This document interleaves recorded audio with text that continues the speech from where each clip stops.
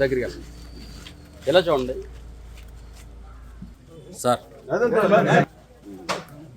Pension ఇది 4,000 pension ఇంటికి తెచ్చేస్తున్నారా ప్రతి నెల? బియ్యం ఇస్తున్నారండి ప్రతి నెల మొదటి రోజు వచ్చేస్తుందా? బియ్యం ఇస్తున్నారు ఇంటికి తెచ్చి బాగుందంటారా?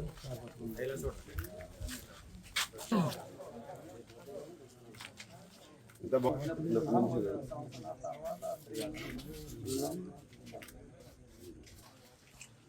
బాబు చేతికి సత్యనారాయణ పట్టు సత్యనారాయణ సార్.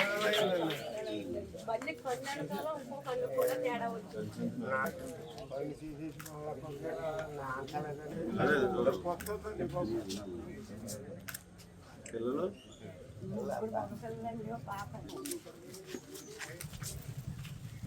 సార్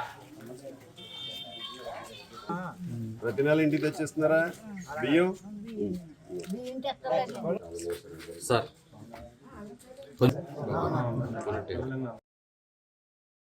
ఈరోజు పేదల సేవలో కార్యక్రమంలో భాగంగా ఇరగవరం మండలం అర్జునుడిపాలెం గ్రామంలో పెన్షన్ పంపిణీ చేయడం జరుగుతుంది.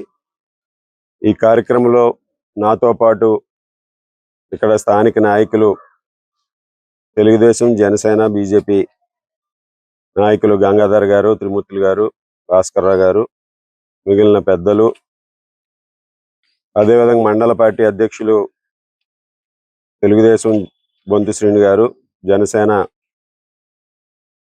కాశీ గారు, మిగిలిన నాయకులు అందరూ కూడా పాల్గొని ముఖ్యంగా ఇంటింటికి పెన్షన్ పంపిణీ కార్యక్రమం రాష్ట్ర వ్యాప్తంగా ప్రతి గ్రామంలోనూ కూడా కూటమి నాయకులు 1వ తేదీ ఉదయమే ప్రతి ఇంటికి వెళ్ళి 1వ తేదీ సాయంత్రానికల్లా దాదాపు 98% పెన్షన్ని ఇక్కడ స్థానికంగా ఉన్నటువంటి సచివాలయ సిబ్బందితోనూ పంచాయతీ సిబ్బందితోనూ కలిసి పెన్షన్ని డిస్ట్రిబ్యూట్ చేయడం జరుగుతుంది.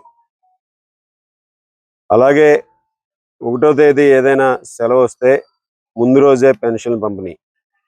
ఈ ప్రభుత్వం ఏర్పడి దాదాపు 2 సంవత్సరాలు పూర్తయింది. ఈరోజు 2 సంవత్సరాల్లో ప్రతి నెల కూడా పెన్షన్ని ప్రతి ఇంటికి అందించినటువంటి ఘనత కూటమి ప్రభుత్వం ఉంది. అదేవిధంగా గత ప్రభుత్వంలో జగన్మోహన్ రెడ్డి 2,000 ఉన్నటువంటి పెన్షన్ 3,000 చేస్తానని చెప్పి హామీ ఇచ్చి 1,000 రూపాయలు పెంచడానికి 250 రూపాయలు పెంచుకుంటూ పోతానని చెప్పి ఆ రోజు 250 4 దఫాలుగా 5 సంవత్సరాల్లో పెంచి ఎన్నికల్లో ఇచ్చినటువంటి హామీని తొంగలోకి తొక్కి ప్రతి వ్యక్తికి కూడా 28,000 రూపాయలు ఆ రోజు దగా చేసినటువంటి ప్రభుత్వం ఆ రోజు ఉన్నటువంటి వైఎస్ఆర్ కాంగ్రెస్ పార్టీ ప్రభుత్వం. ఈరోజు కూటమి ప్రభుత్వం ఏదైతే హామీ ఇచ్చిందో దానికి అనుగుణంగా గత జూన్లోనే 2024 జూన్లోనే 1,000 రూపాయలు పెంచి 4,000 రూపాయలు, దాంతోపాటుగా ఎన్నికల ముందు 3 నెలలు హామీ ఇచ్చి ఏప్రిల్, మే, జూన్కి సంబంధించి జూలైలో సంబంధించి 4 నెలలకి కూడా ఆ రోజు 7,000 రూపాయలు అందించడం జరిగింది. అలాగే అప్పటి నుంచి కూడా ఈరోజు ప్రభుత్వం పెద్ద ఎత్తున పెన్షన్లు అందిస్తూ గత ప్రభుత్వంలో 5 సంవత్సరాల్లో 80,000 కోట్లు పెన్షన్కి ఇస్తే 5 సంవత్సరాల్లో ఈ ప్రభుత్వం కేవలం 2 సంవత్సరాల్లో 72,000 కోట్లు ఇచ్చింది. రాబోయే 3 సంవత్సరాలతో కూడా కలిసి 1,80,000 కోట్ల పైగా కేవలం ఒక పెన్షన్ పంపకానికి ఈ ప్రభుత్వం వెచ్చిస్తుంది. ఆ విధంగా సంక్షేమానికి పెద్దపీట వేసి ప్రతి ఒక్కరూ కూడా దేశంలో ఈరోజు 29 రాష్ట్రాలు ఉంటే ఎక్కడ ఏ రాష్ట్రంలోనూ ఇవ్వని విధంగా ఈరోజు మన రాష్ట్రంలో 4,000 రూపాయలు పెన్షన్ ఇవ్వటం, అదేవిధంగా దివ్యాంగులకు 6,000 రూపాయల నుంచి 15,000 రూపాయలు ఇవ్వటం జరుగుతుంది. మన నియోజకవర్గంలో దాదాపు 36,000 మందికి పెన్షన్లు ప్రతి నెల కూడా 15,515 కోట్ల రూపాయలు పైగా అందించడం జరుగుతుంది. ఈ విధంగా ప్రతి కుటుంబానికి కూడా అండగా నిలబడే విధంగా గౌరవ ముఖ్యమంత్రి నారా చంద్రబాబు నాయుడు గారు, ఉప ముఖ్యమంత్రి వర్యులు పవన్ కళ్యాణ్ గారు, యువ నాయకులు లోకేష్ గారు, ప్రధానమంత్రి నరేంద్ర మోడీ గారి సహకారంతో ఈ ప్రభుత్వం అభివృద్ధిని, సంక్షేమాన్ని అందిస్తూ పెద్ద ఎత్తున అందరికీ ప్రజల జీవన ప్రమాణాలు మెరుగయ్యే విధంగా కూడా కృషి చేస్తుంది.